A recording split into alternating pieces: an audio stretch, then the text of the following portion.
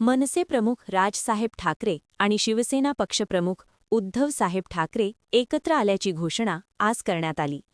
दोन भाऊ पुन्हा एकत्र आल्याने सोलापुरात या ऐतिहासिक घडामोडीचे स्वागत करत सोन्या मारुती गणपती मंदिरात गणपतीची आरती करून आनंदोत्सव साजरा करण्यात आला. मनसैनिक व शिवसैनिकांनी फटाके फोडत आणि घोषणाबाजी करत आपला आनंद व्यक्त केला. दोन भाऊ एकत्र येणे म्हणजे मराठी माणसाच्या ऐक्याची वज्रमूठ असल्याची भावना यावेळी व्यक्त करण्यात आली. हा एकत्रितपणा महाराष्ट्राच्या राजकारणाला नवी दिशा देईल असा विश्वास सर्वांनी व्यक्त केला आहे.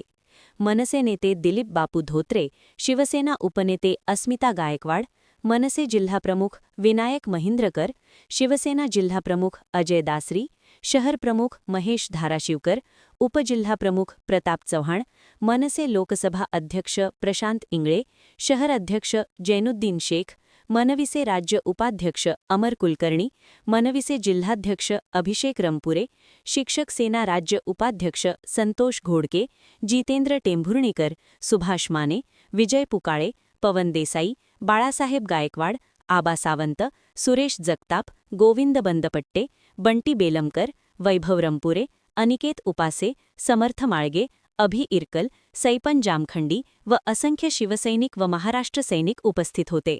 महाराष्ट्रात काय सांगाल यावर? आज अतिशय आनंदाचा दिवस आहे. महाराष्ट्र ज्या क्षणाची वाट बघत होता, आम्ही सगळे शिवसैनिक असतील मनसैनिक असतील, आम्ही ज्या क्षणाची वाट बघत होतो, आज आमचं स्वप्न पूर्ण झालंय. दोन्ही भाऊ आज एकत्र आलेले आहेत. संपूर्ण महाराष्ट्राला आनंद झालाय आणि निश्चितपणे विकास काय असतो हे भारतीय जनता पार्टीला या दोन भावांच्या माध्यमातून आता समजून येईल. कारण हे दोन भाऊ विकासाच्या दृष्टिकोनातून या ठिकाणी राजकारण समाजकारण करतात आणि समोरची पार्टी फक्त जातीयवाद, धर्मात भांडणं लावणे, भावात भांडणं लावणे अशा पद्धतीचं राजकारण, दहशतीचं, दगडशाहीचं, दादागिरीचं त्या लोकांनी राजकारण चालू केलेलं आहे. त्या त्यांच्या राजकारणाला महाराष्ट्रातली जनता कंटाळलेली आहे. नुकत्याच ज्या नगरपालिकांच्या निवडणुका झाल्या, ती निवडणुकीमध्ये देखील हजारोंच्या संख्येनं त्या ठिकाणी आमच्या विचाराचे लोक निवडून आलेले आहेत. त्यामुळे भारतीय जनता पार्टीला लक्षात आलेलं आहे की बाबा विकास काय असतो. कारण आता या दोन भावाच्या माध्यमातून संपूर्ण महाराष्ट्रामध्ये शहरी भाग असू द्या किंवा ग्रामीण भाग असू द्या, या दोन्ही ठिकाणी निश्चितपणे विकास होईल याची मला खात्री आहे. परप्रांतीय विषयावर दोन्ही पक्षाची भूमिका एकत्रित काय असणार आहे? बघा कसं आहे की परप्रांतीयांना जे लोक, बाहेरची लोक महाराष्ट्रात राहतात, मराठी बोलतात, मराठी माणसाची अतिशय चांगल्या प्रकारे वागतात, ज्यांना मस्ती नाही, जे दादागिरी करत नाही, अशा लोकांबद्दल आमचं काही म्हणणं नाही. परंतु तुम्हाला मराठी भाषा येत असताना देखील जाणून बुजून मस्तवालपणे इथं येऊन राहून, इथंच खाऊन, इथंच पैसे कमवून जर आमच्या लोकांवर अन्याय करत असेल तर त्या ठिकाणचा तो मुद्दा आहे. असा कुठलाही आता मुद्दा राहिलेला नाही.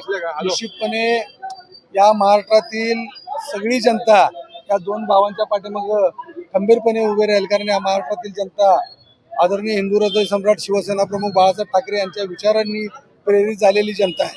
त्यामुळे निश्चितपणे बाळासाहेबांचं जे स्वप्न होतं ते या दोन भावांनी आता पूर्णत्वास आणले आणि त्यामुळे या जनता या दोन्ही भावांच्या पाठीशी खंबीरपणे उभे राहील याची मला खात्री आहे. मुंबई महाराष्ट्रामध्ये मराठी भाषेला प्राधान्य देण्यासाठी काय कायदे आणि निर्णय घेण्यात येतील? अहो, कायदे तर आहेत, कायदे आहेत, निर्णय घेतलेले आहेत, पण त्याची अंमलबजावणी झालेली नाही.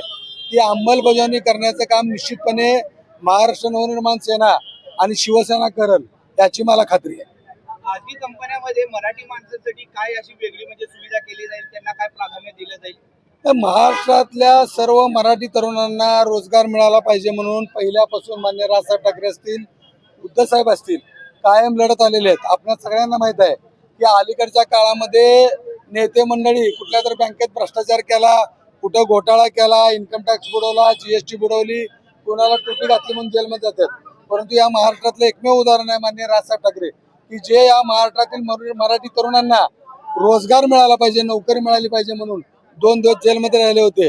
आणि निश्चितपणे या ठिकाणी या पुढच्या काळामध्ये महाराष्ट्रातील मराठी तरुणांना, महाराष्ट्रातील सगळ्याच कंपन्यांमध्ये आता तर सरकारी नोकऱ्या राहिलेल्याच नाहीत. या ठिकाणी जातीचं राजकारण आणि आरक्षणाचं राजकारण एवढं पेटवून ठेवलेलं आहे.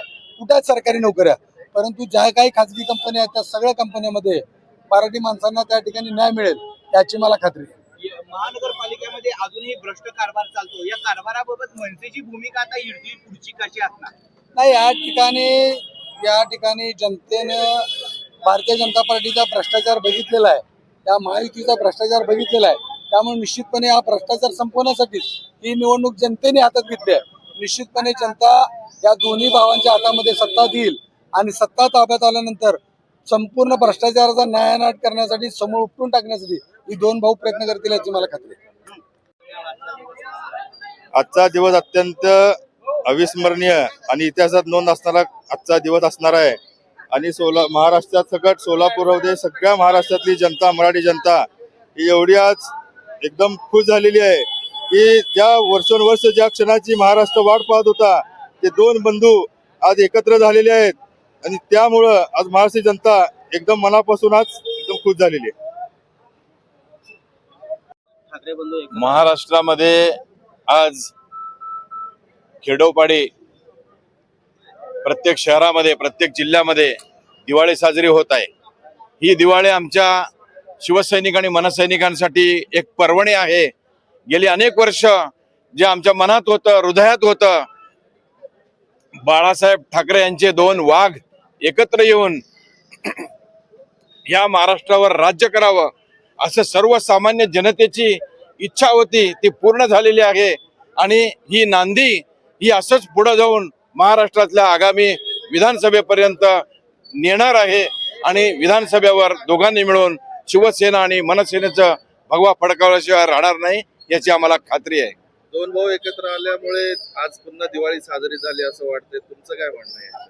दिवाळीच साजरी व्हायला लागली. संपूर्ण आमचंच नव्हे, आम्ही तर आमच्यामध्ये दिवाळी आमच्या मनामध्ये आहेच, परंतु महाराष्ट्रातली जनता सुद्धा आज घरोघरी दिवाळी साजरी करत असताना आपल्याला दिसून येतं. महाराष्ट्रातल्या जनतेचं हे स्वप्न आज साकार झालेलं आहे.